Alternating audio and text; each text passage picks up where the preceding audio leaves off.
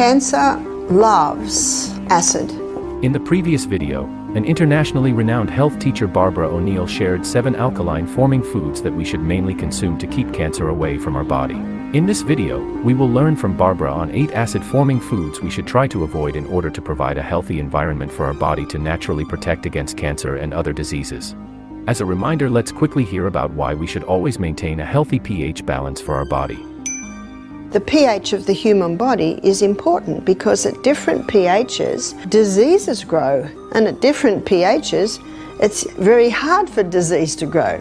And blood's reading on the pH scale is between 7.35 and 7.4. But in a cellular pH of 5.5, this is where disease thrives, especially yeasts, funguses, and cancer.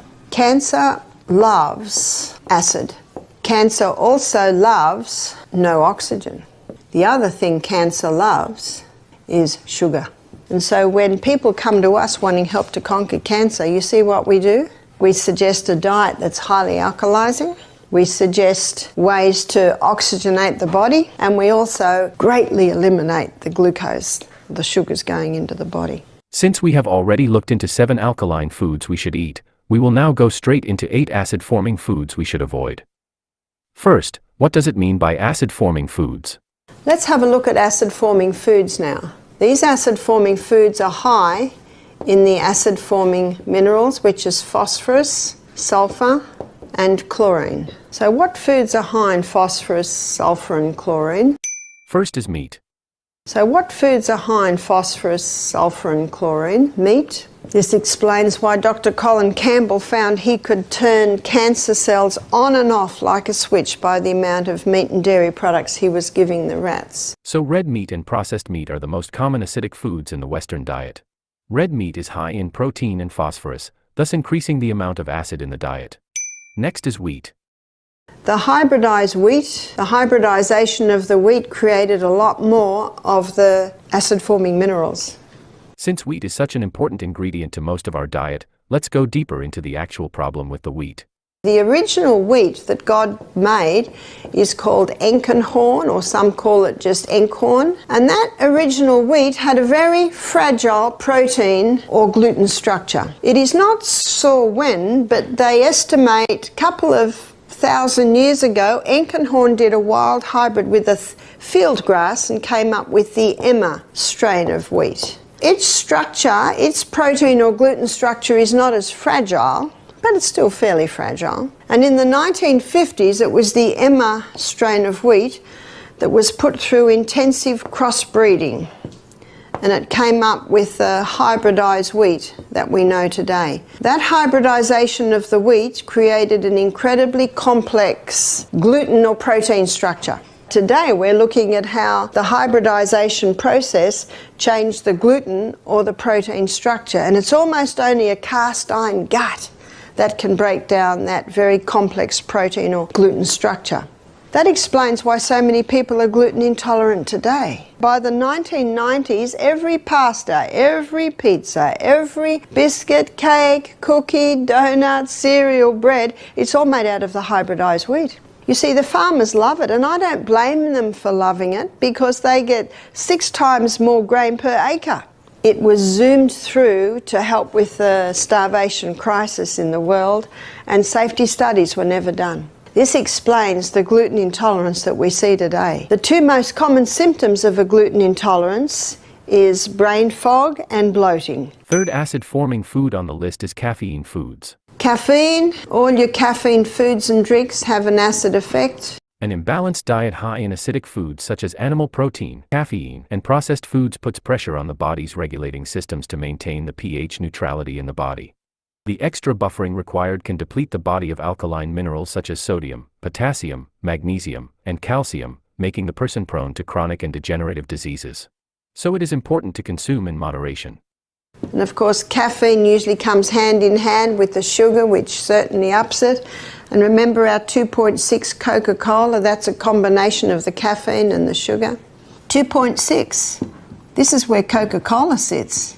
It's a killer, it's toxic.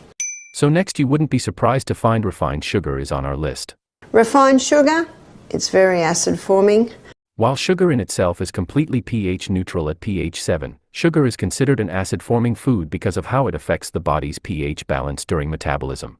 When sugar is consumed, it is metabolized, primarily by the liver, producing metabolic byproducts such as lactic acid and acetic acid, which increase the body's acid load.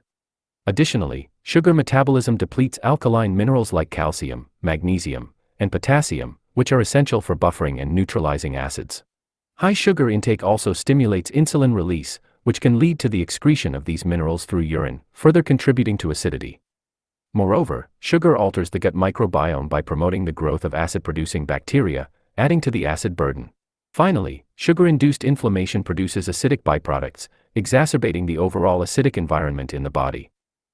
Surprising food you find on the list is aged cheese. Aged cheese? What's the blue in the blue vein cheese? The blue in the blue vein cheese is mould. So the only cheeses that don't sit under that category, the cheeses that have probably a pH of 7 would be your fresh. So that's your cottage, your ricotta.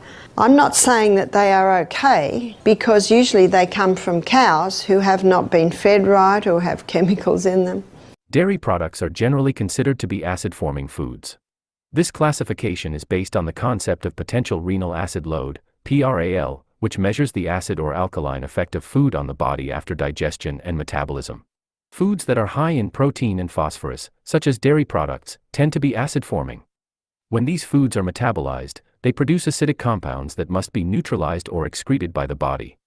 This can lead to a higher acid load on the kidneys. Here are a few examples of how common dairy products are classified in terms of their acid-forming potential. Milk, slightly acid-forming. Cheese, moderately to strongly acid-forming, depending on the type. Yogurt, slightly acid-forming. It's important to note that the acid-forming or alkaline-forming properties of food do not necessarily indicate their health benefits or drawbacks.